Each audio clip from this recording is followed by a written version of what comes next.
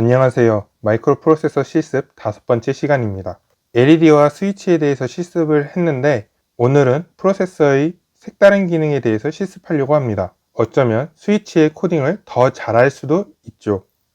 오늘의 목차입니다.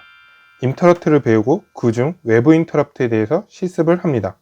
먼저 폴링과 인터럽트 용어에 대해서 설명하겠습니다. 우리가 여태까지 구현한 프로그램은 다 폴링 방식이라고 생각하면 됩니다. 정확히 작성한 코드를 순서대로 실행하는 것이 폴링인데 대상을 주기적으로 감시하여 상황, 즉 if문 같은 조건문일 때만 해당 루틴을 실행합니다. 다음으로 인터럽트입니다. 인터럽트는 어떤 예외 상황이 발생했을 때 메인문 코드에서 벗어나 다른 구문을 실행을 하고 돌아오는 것을 말합니다. 즉, 폴링은 무조건 코드 순서대로 실행을 한다면 인터럽트는 특정한 상황에 잠깐 다른 코드를 실행하고 할 수 있는 기능입니다. 이러한 인터럽트는 함수처럼 따로 코드를 작성하는 구간이 존재합니다.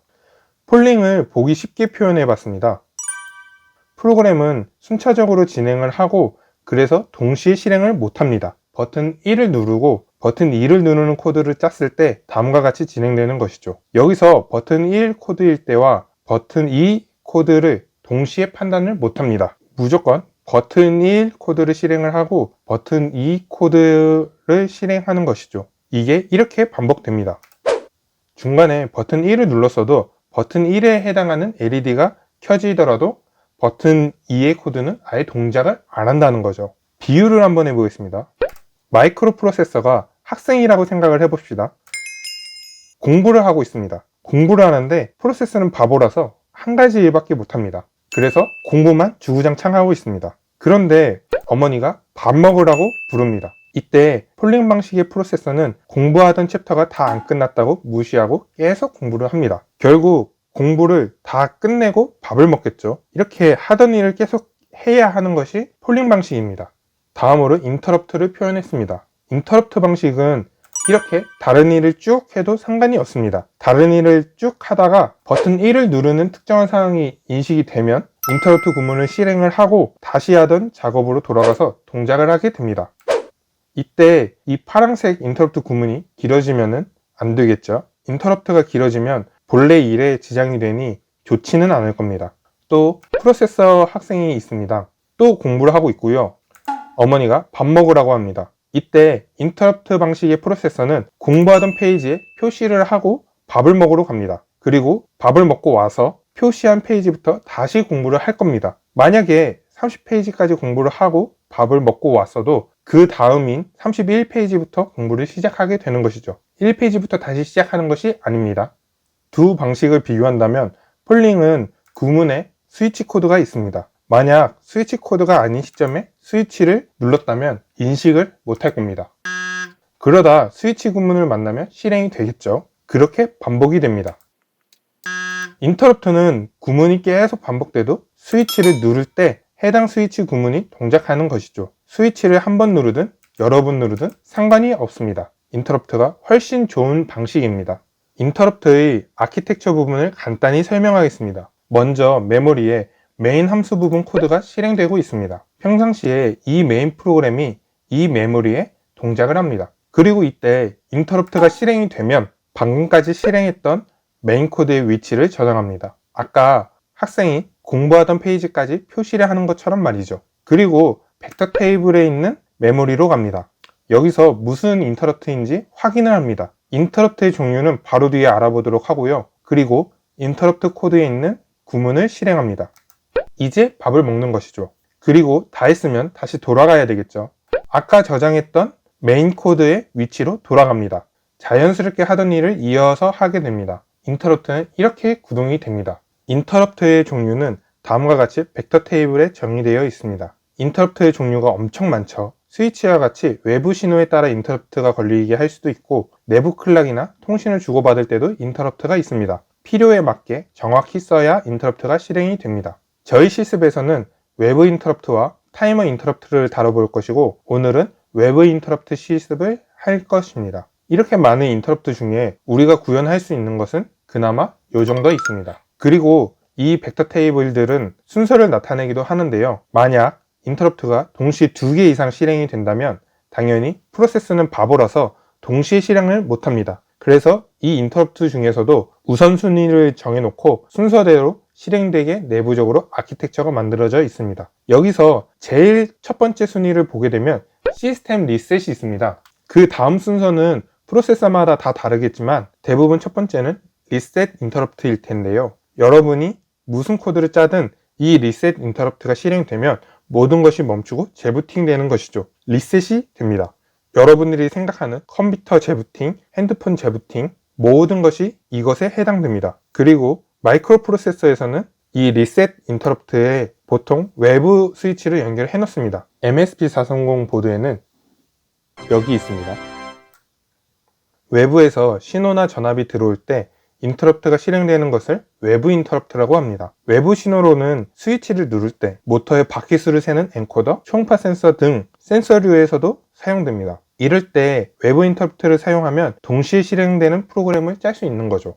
모터 엔코더는 나중에 모터 실습을 배우고 외부 인터럽트로 바퀴수 세는 실습을 할 것입니다. 외부 인터럽트와 관련한 레지스터는 다음과 같습니다. 먼저 IE는 인터럽트 이네이블 레지스터로 인터럽트를 사용할지 말지를 결정하는 레지스터입니다. 두 번째로 IES는 인터럽트 엣지 셀렉트 레지스터로 인터럽트 엣지를 로우에서 하이로 올라가는 라이징 엣지와 하이에서 로우로 내려가는 펄링 엣지 중에서 선택할 수 있습니다. 좀 이따가 자세히 보도록 하고요. 마지막 IFG는 인터럽트 플래그 레지스터입니다. 플래그는 깃발이라는 뜻이죠. 인터럽트가 실행되면 이 플래그 인터럽트가 1로 됩니다. 깃발을 들어 올려서 인터럽트가 걸렸다고 알려주는 것이죠. 그리고 이 깃발이 계속 올라가 있으면은 인터럽트가 걸렸다고 인식을 하게 되는 거죠. 그래서 이 깃발 플래그를 0으로 수동으로 바꿔줘야 합니다. 간단히 정리해 본 겁니다. 방금 IES 레지스터에서 엣지 이야기를 했습니다. 먼저 펄링 엣지부터 설명하겠습니다. 펄링 엣지는 떨어지는 가장자리라는 뜻으로 전압이 떨어지는 구간을 말하는데요. 하이에서 로우, 즉 5V에서 0V로 떨어지는 순간을 말합니다. 일단 스위치에 연결된 핀 전압 레벨을 봅시다. 이렇게 0V, 5V가 있는 그래프가 있고요. 저번 시간에 배운 풀업 저항을 기준으로 스위치를 누르지 않으면 5V였습니다. 그리고 스위치를 누르면 0V가 되었죠. 지금 보여드린 타이밍도는 중간에 스위치를 한번 눌렀다가 뗀 타이밍을 표현한 것입니다. 여기서 보시면 핀 전압이 5V였다가 0V로 떨어질 때 이때가 펄링 엣지가 되는 것이죠. 이때 인터럽트가 걸리는 것이고 이때 IFG 레지스터가 1로 셋됩니다. 라이징 엣지는 반대입니다. 0V에서 5V로 올라가는 찰나 그 순간 인터럽트가 걸리게 되는 것이죠. 이때 IFG 레지스터가 1로 바뀌는 것을 알 수가 있습니다. 그래서 펄링 엣지와 라이징 엣지의 차이를 잘 모를 수도 있는데 먼저 펄링 엣지는 스위치를 누르자마자 실행을 합니다. TV 리모컨은 누르자마자 바로 실행이 되죠. 다음으로 라이징 엣지는 스위치를 누르고 뗄 때 실행이 됩니다. 이것은 온라인 쇼핑에서 구매 결제를 클릭하고 버튼을 누르고 있으면서 살까 말까 고민을 하다가 버튼을 뗄 때 결제가 되죠. 이때를 말합니다. 그래서 여러분들이 인터럽트로 스위치를 짤 때는 이러한 타이밍을 잘 아셔야 됩니다. 내가 버튼을 누를 때 프로그램이 실행이 될지 누르고 뗄 때 실행이 되게 할지 개발자들이 정하게 되는 거죠. 물론 이 모든 것을 풀업 저항 기준으로 설명을 했고 풀 다운 저항이면 정확히 반대가 됩니다. 그 다음 실습입니다. 먼저 간단한 실습입니다.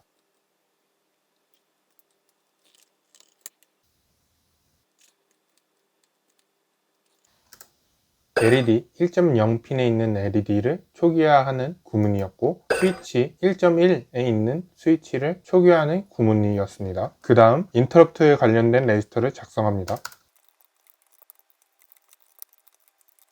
인터럽트를 이네이블 했고 폴링 엣지를 했고 플래그를 0으로 해줬습니다. 그리고 버튼 핀이 1.1핀이니까 인터럽트도 1.1핀에 선언을 해주었습니다.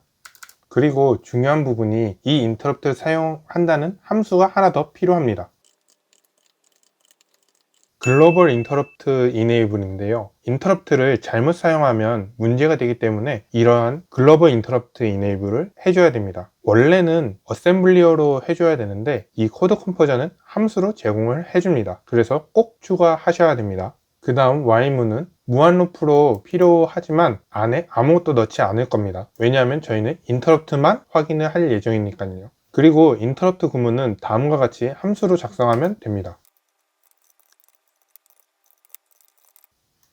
우리는 포트 1의 외부 인터럽트를 사용할 것입니다. 이렇게 벡터 테이블을 선언을 해주고 이 함수 안에 실행할 코드를 넣어주게 되면 인터럽트가 발생할 때마다 이 구문을 실행해주게 됩니다. 우리는 LED를 깜빡이는 코드를 넣고 싶죠.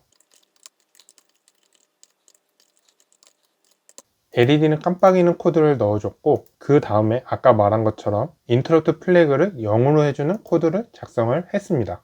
그리고 실행을 해보겠습니다. 네, 코드가 들어가게 됐고 인터럽 왜 실행이 안 되지? 아, 오타가 있었네요. 네, 오타가 있었습니다.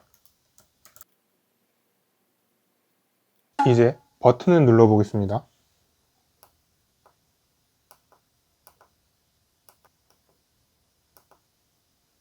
이렇게 인터럽트를 사용을 해서 스위치를 누르는 코드를 작성을 했습니다. 이렇게 인터럽트를 사용을 하면은 저번 주에 말했던 스위치 채터링 문제도 해결될 뿐더러 지금 while문에 아무 코드가 없었죠. 그래서 이 while문에 다른 코드, 예를 들어서 LED를 켠다든지 모터를 움직인다든지 다른 코드가 실행이 돼도 버튼 누르는 것은 인터럽트로 따로 실행이 되게 될 것입니다. 다음 실습은 폴링 방식과 인터럽트 방식의 차이를 비교해 보겠습니다. 실습은 왼쪽 LED는 버튼을 누르면 반전이 되고 오른쪽 LED는 0.5초마다 반전되는 깜빡이는 코드를 구현해 봅시다. 먼저 폴링 방식이니까 인터럽트 구분을 다 지우겠습니다. 그리고 LED를 두 개 다 사용할 것이니까 LED 두 개 짜는 코드를 추가하였습니다. 먼저 while문에 오른쪽 LED를 반전시키는 구문을 넣겠습니다. 그리고 딜레이도 약 0.5초짜리를 넣고요.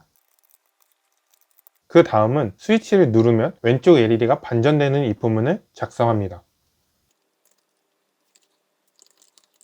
작성을 했습니다. 이것은 저번 주에 배운 내용이죠. 그 다음에 실행을 한번 해보겠습니다. 지금 보시다시피 오른쪽 LED가 계속 깜빡이고 있는데 버튼을 누르면 왼쪽 LED가 반전이 되죠. 근데 여기서 문제가 폴링 방식이라서 Y문이 계속 돌아가고 있는데 버튼 구문, if문을 확인을 계속 못합니다. 그리고 또 문제는 버튼을 계속 누르고 있으면은 두 번째 LED, 오른쪽 LED가 더 이상 깜빡이지가 않습니다. 그리고 떼면 다시 정상적으로 초록색 LED가 깜빡깜빡 거리죠. 다시 계속 누르고 있으면은 오른쪽 LED도 깜빡이지 않게 되는 것이죠. 왜냐하면은 이 버튼 if문 구문에 무한 루프가 걸려서 아무 동작을 못합니다. 이것을 해결하는 것이 인터럽트입니다. 앞에 코드에서 인터럽트 부분을 추가합니다. 그리고 오른쪽 LED가 0.5초마다 깜빡이는 것이 메인이므로 while문에 그대로 두기로 하고요. 이 밑에 있는 스위치 코드를 인터럽트로 짜보도록 합시다.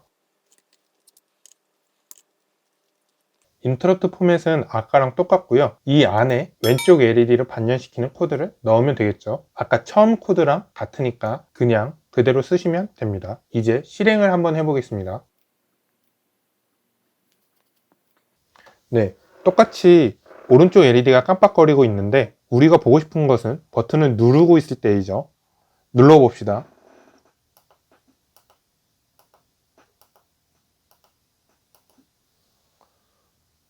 우선 버튼을 누르는 것은 아주 정상적으로 작동이 됩니다. 그 다음에 버튼을 꾹 눌러 보겠습니다.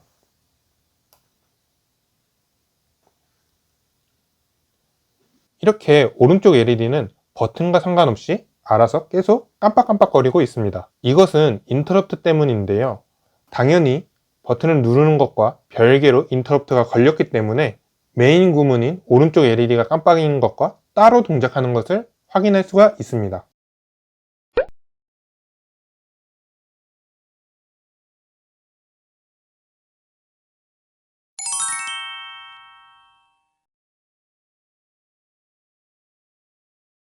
오늘 마이크로 프로세서에서 가장 중요한 인터럽트의 개념을 배우고 첫 번째로 외부 인터럽트를 스위치로 실습을 했습니다. 인터럽트는 메인 루프와 상관없이 작동된다는 이점 때문에 프로그램을 만들 때 더 유동적으로 만들 수 있습니다. 이러한 하드웨어 인터럽트는 다른 전공에서는 배우지 않는 것이므로 반드시 숙지하시길 바랍니다. 물론 소프트웨어에서는 스레드라는 방식을 사용하긴 하지만 그것보다 이 인터럽트 방식이 더 정확하게 실시간으로 코딩을 짤 수 있기 때문에 알아두시면 좋습니다. 오늘 수업은 여기까지입니다. 이상입니다.